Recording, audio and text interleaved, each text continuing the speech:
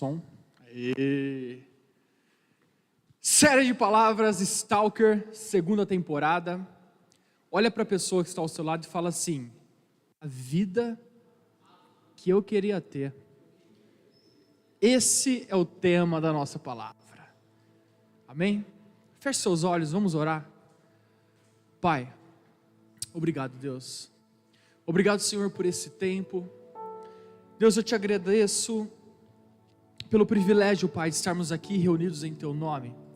Estamos aqui, Deus, como a Tua noiva, como a Tua igreja, Jesus. Estamos aqui, Pai, para ouvir, para ser ministrados. Espírito Santo de Deus, Tu és bem-vindo nesse lugar. Me usa como vaso nessa noite. Que eu possa nessa noite, Deus, ser usado. E que aqui eu não diga aquilo que eu quero dizer, mas sim o que o Espírito quer dizer à igreja. Vem, Pai, ministre em nosso coração, ministre em nossa mente, e que a Tua vontade se concretize em nossas vidas, em nome de Jesus. Amém. A vida que eu queria ter. Hoje, quando a gente olha para a internet, a gente vai lá no Instagram, o que a gente mais vê é ostentação. É ou não é? É um monte de pessoas vivendo coisas e um monte de gente te ensinando a como alcançar essas coisas. É ou não é? Hoje tudo gira em torno disso. Só que quando a gente vai ver na real, será que é verdadeira essa vida? Porque hoje existem muitas aparências. Infelizmente, as pessoas vivem muito de aparências. E o jovem, não o jovem aqui da Sara Nossa Terra, porque aqui os jovens são espertos, são cheios do Espírito Santo, que não se deixam enganar. Pode falar amém aí, pelo amor de Deus. São jovens sábios. Não se deixa enganar, não se deixa levar pelas aparências. Mas lá fora, muitos jovens são levados e influenciados por coisas. E aí, começa a querer viver vidas que não são deles. Eu começo a ser influenciado por caras que ganham muito dinheiro, que dirigem carros importados. E eu automaticamente começo a querer viver esse tipo de vida. Tem problema nisso? Eu andar de carro importado e ter muito dinheiro? Não. Só que quando eu vou ver o tipo de vida, é um tipo de vida que não agrada a Deus. Isso tem problema.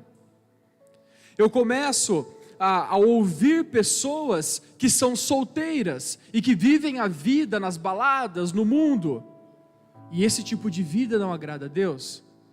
E aí você começa a ver pessoas que te dão conselhos que ser solteiro é melhor do que ser casado. Então abandona o seu marido, abandona o seu casamento.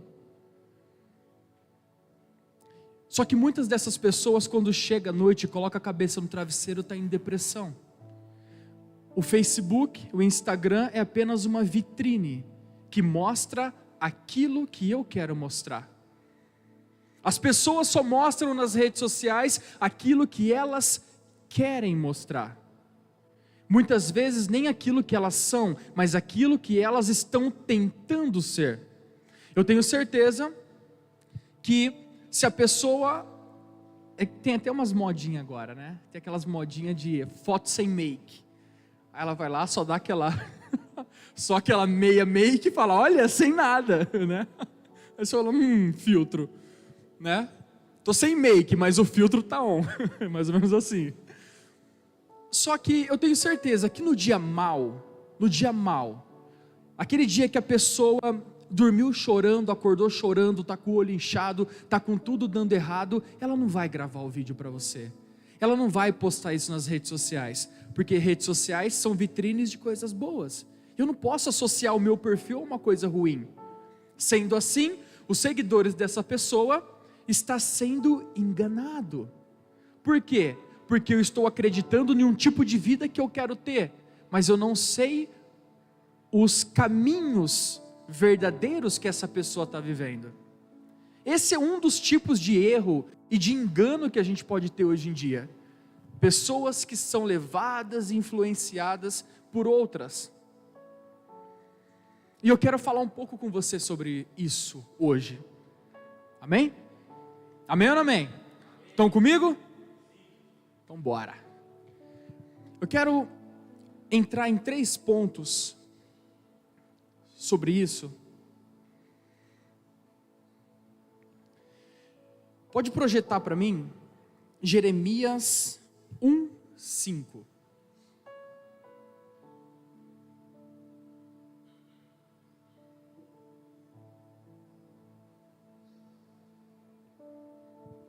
Jeremias 1:5. Olha o que Deus fala sobre você. Antes que eu te formasse no ventre materno, eu te conheci. E antes que saísses da madre, te consagrei e te constituí profeta às nações.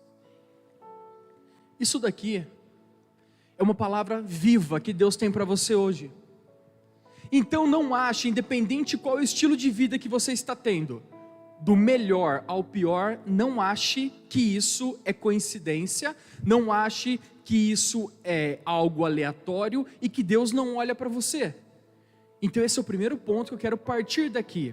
Não existe coincidência na sua vida, não existe acaso, existe jesucidência. Acaso, estamos largados ao acaso, né? O acaso vai me proteger, esquece isso. Quem protege é outro, amém?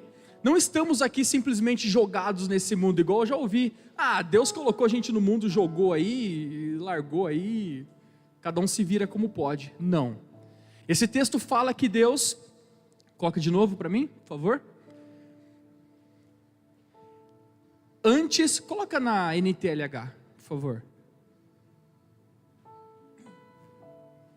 Antes do seu nascimento, quando você ainda estava na barriga da sua mãe, eu escolhi e separei para que você fosse um profeta para as nações. Essa palavra é para você. Rafael, mas eu vou ser profeta? Entenda uma coisa, talvez quando você fala, quando a gente pensa em profeta, você pensa naqueles caras lá da Bíblia que e chovia, e parava a chuva parava, e vale de ossos secos, e o osso, profeta, vocês são um profeta.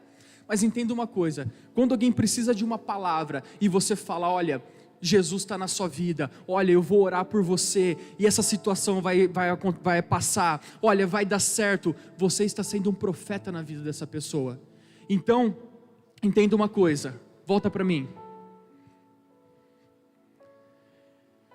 Eu escolhi e separei para que você fosse uma pessoa que vai levar meu evangelho, uma pessoa que vai carregar o meu nome, uma pessoa que vai falar do amor que eu derramei sobre a sua vida, uma pessoa que nessa geração vai fazer a diferença, uma pessoa que vai ser sal da terra e luz do mundo. Isso é o que Deus tem para você. Então não acredite que você está aqui por acaso. A relação que Deus tem com você é única, é ímpar, é singular e é só com você. Só com você. Olha para sua mão, você vai ver a sua digital. E entre bilhões e bilhões de pessoas que já nasceram, que morreram, que ainda vão nascer, ela não se repete. É algo de Deus com você. Amém? Então, dentro disso, dentro dessa situação de que eu sou único e Deus não me fez por acaso, Ele já me chamou pelo nome, Ele já te chamou pelo nome, enquanto você ainda era um espermatozoide na corrida do óvulo. Olha que lindo. Então Ele já te conhecia, e Ele já tinha um propósito traçado para a sua vida.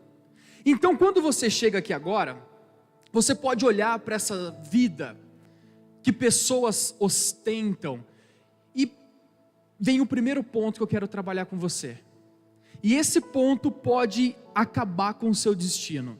Esse ponto pode acabar com a sua missão, pode acabar com o seu chamado, pode acabar com o seu casamento, com o seu relacionamento, pode acabar com a sua vida emocional, com a sua vida espiritual, com a sua maturidade, com a sua autoestima. É o primeiro ponto que eu quero falar com você, e eu aconselho que você anote. Comparação. Não se compare. A comparação é algo terrível, porque você começa a ver pessoas que têm algo que você não tem, e você começa a se comparar. Nossa, mas por que eu não tenho? O duro é que a comparação já começa desde lá da nossa casa. A nossa família começa a nos comparar. Nossa, mas na sua idade seu irmão já trabalhava. Eu na sua idade eu já lavava louça. Eu na sua idade eu já trabalhava. Eu na sua idade eu já sabia ler. Quem nunca ouviu isso em casa? A comparação começa lá. E o que acontece? Quando nós somos comparados, nós aprendemos a comparar os outros, inclusive nos comparar. E aí você começa, né? Por que eu não tenho um iPhone?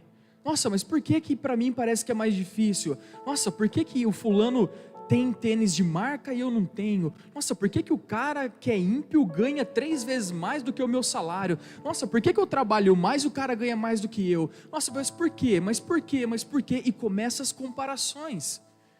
E a comparação te destrói. A comparação arrebenta com tudo. Sabe por quê? Porque enquanto você está se comparando, você não está olhando para aquilo que você tem, você está olhando para o que o outro tem. Você está naquela fase de a grama do vizinho é muito mais verde do que a minha. Mas sabe por quê? Porque eu estou olhando para a grama do vizinho. E muitas vezes, enquanto você olha para a grama do vizinho, a sua grama está morrendo, sem ser cuidada, sem ser aparada.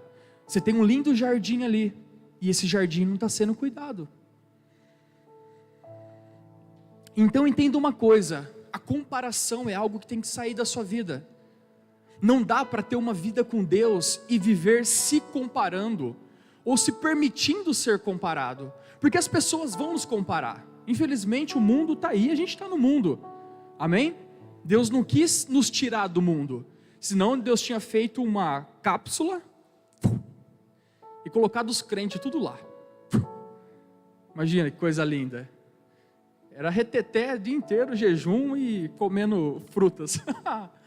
Mas não aconteceu. Ele colocou a gente no mundo. Para quê? Porque esse mundo precisa ser influenciado. Fala assim, eu sou o influenciador desse mundo. Então nós estamos nesse mundo. Então o que acontece? Você vai ser comparado pelos outros, no trabalho, na faculdade, na escola, na família, mas você precisa saber quem você é, e daqui a pouco eu vou falar um pouco mais sobre isso, mas o que eu quero falar agora é a comparação. Não se compare. Quando eu começo a me comparar, eu treino os meus olhos para olhar o que eu não tenho. Isso é muito perigoso. Sabe por que isso é muito perigoso? Porque enquanto eu estou olhando o carro que eu não tenho, o salário que eu não tenho, a casa que eu não tenho, os amigos que eu não tenho, a oportunidade que eu não tenho, a faculdade que eu não tenho, aquilo que eu não tenho, isso que eu não tenho, eu não olho aquilo que eu tenho. E quando você treina os seus olhos para olhar o que não tem, você não percebe aquilo que tem, e aí você não usa aquilo que tem. E existe uma premissa no reino de Deus. A premissa no reino de Deus é: eu vou te dar pouco, e na medida que você for administrador no pouco, na medida que você for obediente no pouco, na medida que você for fiel no pouco, eu te coloco no muito. Só que muitas vezes nós não conseguimos ser fiéis, administradores, zelosos, cuidadosos com aquilo que Deus já colocou na nossa vida. Sabe por quê? Porque os meus olhos estão treinados para ver o que eu não tenho. 10 coisas aconteceram no meu dia. 9 deram certo, uma deu errado. E o que eu vou falar? Nossa, deu errado tal coisa hoje. Mas 9 coisas deram certo, mas uma deu errado. A pessoa vai lá e fala: "Ô família, hoje eu vou cozinhar, vou fazer um bolo." Vai lá, compra as coisas do bolo, faz aquele bolo. O bolo ficou perfeito, certinho. Aí a pessoa fala: "Então, eu achei que ficou sem açúcar. Se eu tivesse colocado um coco em cima, ela está caçando defeito." Estão entendendo? Talvez você seja essa pessoa, que você faz as coisas, todo mundo está falando, não, está perfeito, qual que eu ia estragar? Não, mas se tivesse uma cereja para eu pôr em cima, para de estragar aquilo que Deus já colocou na sua mão. Olha o que Deus já colocou na sua mão. Entenda uma coisa, nós não temos o melhor cenário, isso é fato, nós não temos. O melhor cenário seria 1 milhão na conta de cada um aqui agora. Quem já está lá? Amém. Recebe. Quem? Cadê os milionários aqui? Isso. Você já tem 1 milhão na sua conta, amém? Agora a gente só vai avisar o dinheiro que ele tem que vir, porque a palavra foi liberada, amém? Quem tem 1 milhão na conta aí já? Amém. Isso aí. Dinheiro pode fluir porque aqui tem milionários. Então entenda uma coisa. Você já tem, já é seu. Deus já te deu aquilo. Olha para aquilo que você tem. A gente não tem a melhor situação, a melhor condição ainda não chegou. Mas qual que tem que ser o nosso posicionamento? Eu vou fazer o melhor que eu posso, dentro do melhor que eu tenho. É isso. Se eu posso fazer isso, eu faço isso. Se eu posso fazer melhor, eu faço melhor. Mas eu tenho que procurar fazer o melhor que eu posso, dentro do melhor que eu tenho. É isso. Uma frase norteou minha vida, que foi um professor que ele me chamou a atenção. 6ª série, professor Lucarelli. Professor, está assistindo aí? Um beijo. Imagina se ele está. Acho que não. Quem sabe? Compartilha esse link, o professor Lucarelli. Faz chegar. 6ª série, imagina. Tinha um moleque pendurado até no ventilador. Terrível aquilo. Letícia, na escola. Ele chegava, ele não entrava na sala. Ele ficava parado assim na porta, ó. Só olhando aquilo, ele não entrava. Pá, voando, o moleque voava para lá, o moleque voava para cá, e bolinha, e pó de giz, aquela coisa. Ele não entrava, ele não falava nada, ele ficava quieto. Aí um se tocava, sentava, o outro se tocava, sentava. Ô, cabeção, senta aí, o professor está ali. Aí todo mundo sentava. Quando todo mundo sentava, ele entrava, colocava o material em cima da mesa dele e falava assim: hoje, vocês perderam 15 minutos de aula. Na próxima, vamos ver quanto vocês vão perder. E aquela atitude daquele professor, porque o que eu estava acostumado, o professor gritando, cala a boca, endemoniado, né? E ele não fazia isso. E aquilo me chamou tanta atenção, aquela maneira que ele trabalhava. E ele me falou uma frase, que aquela frase norteou minha vida e sempre eu lembrei dessa frase. Ele falou assim: tudo que você for fazer, faça da melhor forma possível. Eu confesso que eu não consegui fazer tudo da melhor forma possível, mas eu tentei. Ao longo da minha vida eu sempre tentei. E sempre me vinha ele falando isso: tudo que você for fazer, faça da melhor forma possível. E esse é o segredo. Você precisa fazer o melhor que você pode dentro do melhor que você tem, sem se comparar. Não se compare a ninguém. O plano que Deus tem para o seu irmão é do seu irmão. O plano que Deus tem para você é seu. O que você pode fazer é acelerar o seu processo. Existe um processo rumo às suas bênçãos, rumo àquilo que Deus tem para você. Então acelere esse processo. Alguém me pergunta, como acelera esse processo? Como? Falando com quem te deu o processo. Ou seja, eu quero acelerar meu processo, então eu vou aumentar minha intensidade. Se você precisa de respostas, então aumenta a sua intensidade com Deus, aumenta seu jejum, aumenta a sua oração, aumenta o seu devocional, aumenta, e a resposta vai vir.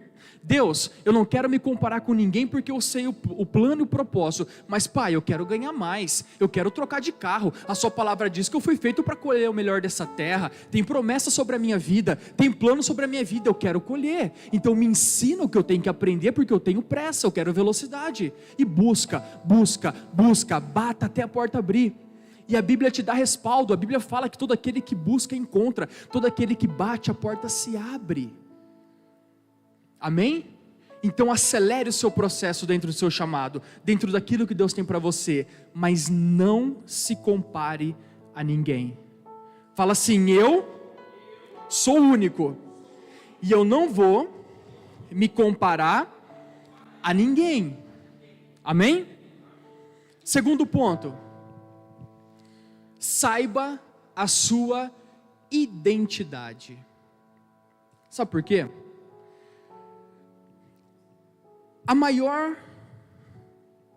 A principal forma que Satanás usa para atrapalhar a minha e a sua vida.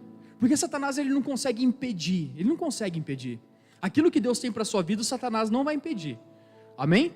Ele pode tentar, mas ele não vai conseguir impedir. Mas ele vai atrasar. Tem pessoas que têm chamados lindos, estão lá fora, sendo atrasados por Satanás. É por isso que a gente ora, que a gente libera, que a gente chama a existência para essas pessoas voltarem. Como que Satanás faz isso? Confusão de mente. Fala assim, confusão de mente. Como que ele faz isso? É simples. Jesus no deserto. Quem era Jesus? E ainda é o Filho de Deus. Ele é o verbo que se fez carne. Ele é o rosto humano de Deus e a face divina do homem. Esse é Jesus. Tem dúvida disso? Nenhuma. Satanás também não tem dúvida. Mas olha a estratégia dele.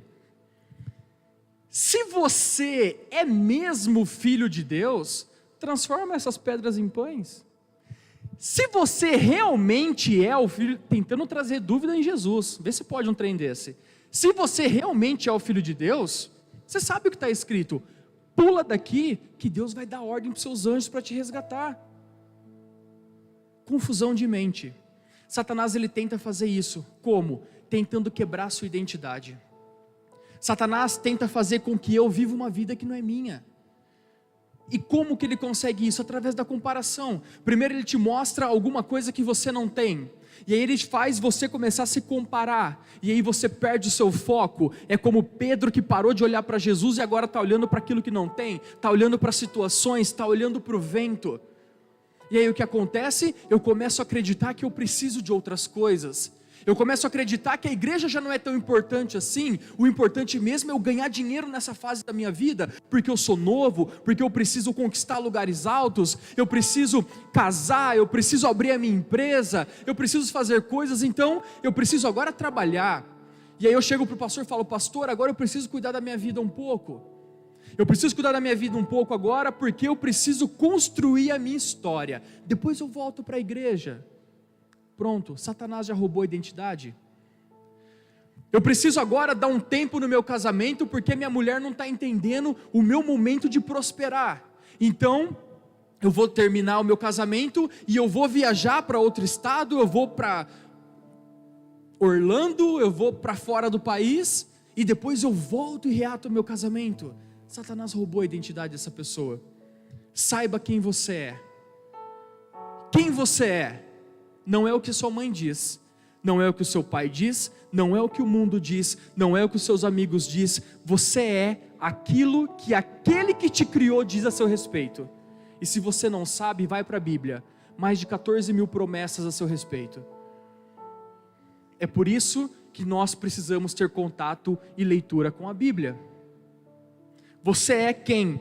Você é nação santa, povo eleito, sacerdócio real. Você é filho, você é amado, você é mais que vencedor. Você é o que a Bíblia diz que você é e acabou. Não deixa Satanás usurpar um lugar que não é dele. O lugar de profetizar sobre a sua vida é Deus que faz isso. O lugar de te proteger, quem tem esse lugar é o Espírito Santo. O lugar de colocar a mão na sua cabeça e declarar sobre a sua vida é a sua liderança, é quem instituiu para estar com você. Não é Satanás que tem que fazer isso. Não é a Globo que vai editar, não é o mundo, não é política, não são os amigos, não é.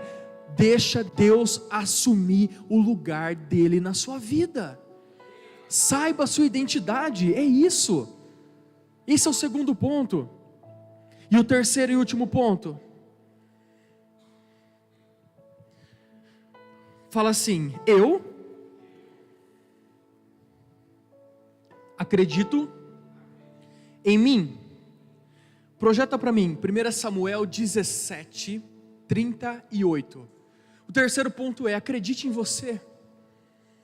Porque no meio dessa confusão de mente, no meio de tentar fazer você pegar o caminho errado, no meio desse tempo onde Satanás vai tentar fazer você viver a vida de outra pessoa, iniciar uma faculdade que não é para você, ir para um trabalho que vai te tirar da igreja, começar a se relacionar com uma pessoa que não tem propósito, ou qualquer outra coisa que Satanás tem planejado para a sua vida, talvez porque antes ele encheu os seus olhos com outras coisas, e aí você começou a se comparar e ver tudo aquilo que você não tinha, tudo aquilo que te faltava.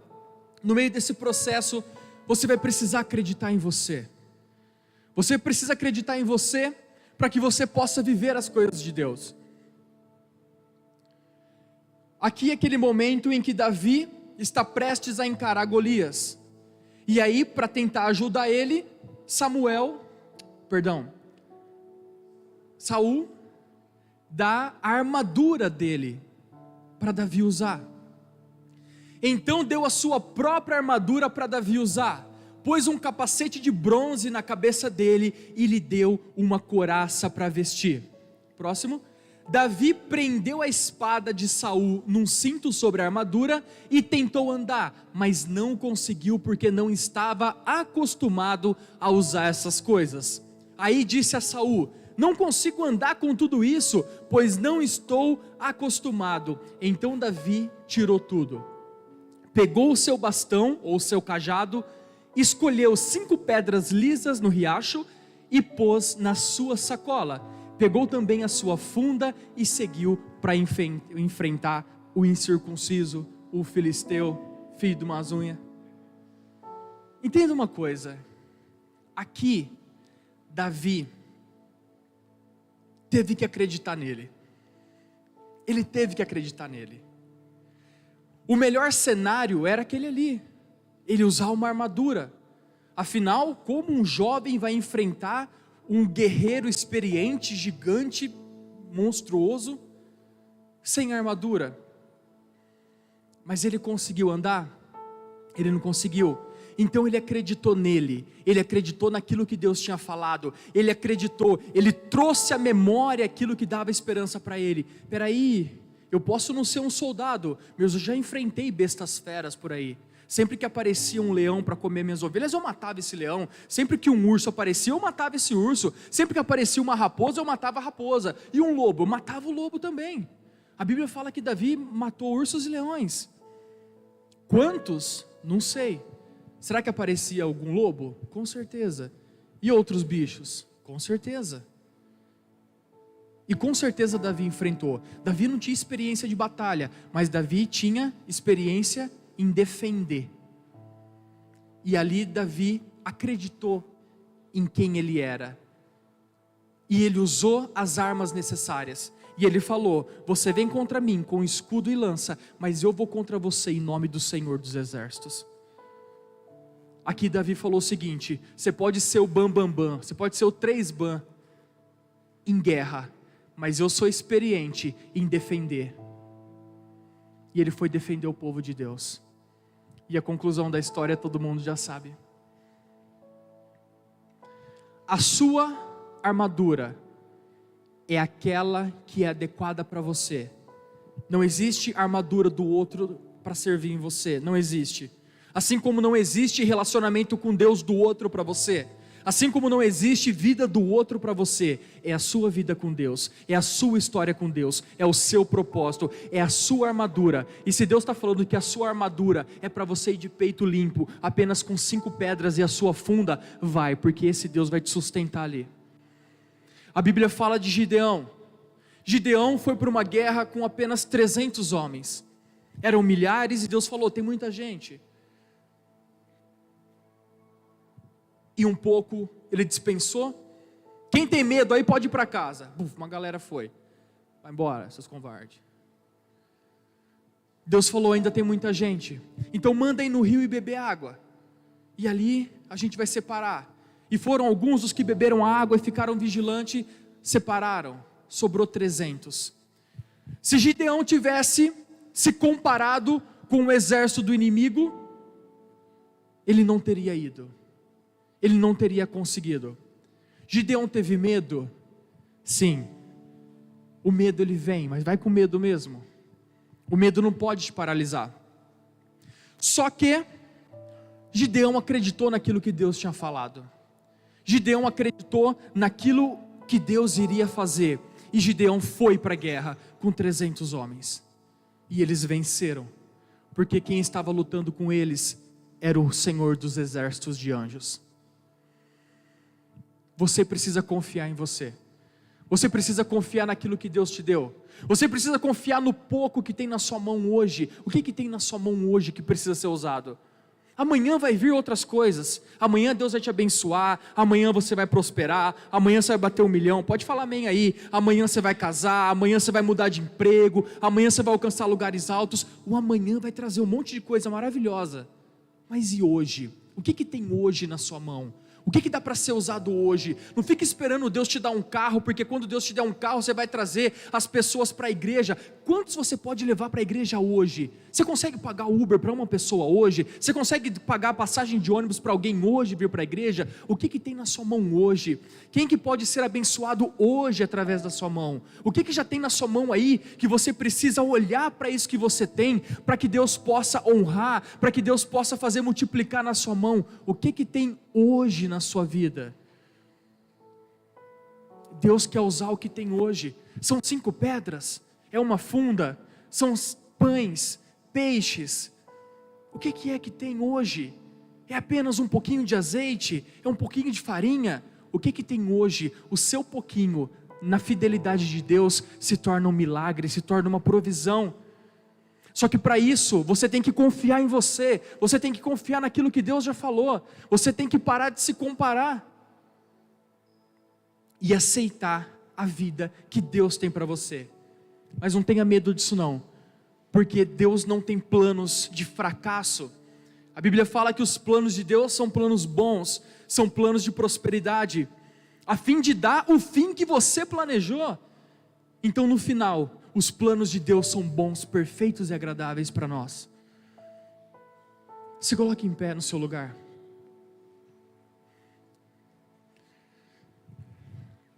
O Espírito Santo te trouxe até aqui hoje. Eu não sei como que está a sua vida, eu não sei qual é a sua realidade. Eu não sei como está o seu relacionamento com Deus. Eu não sei o que é que tem na sua mão hoje que precisa ser usado. Ou talvez o que tem na sua mão que precisa ser entregue. Porque muitas vezes Deus quer colocar coisas novas em nossas mãos, mas a gente fica segurando o velho. E enquanto o velho fica ali, o novo não pode entrar.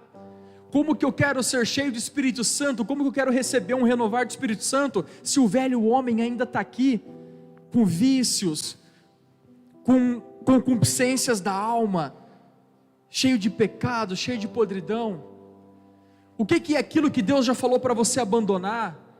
Talvez seja coisas físicas mesmo, talvez seja coisas materiais.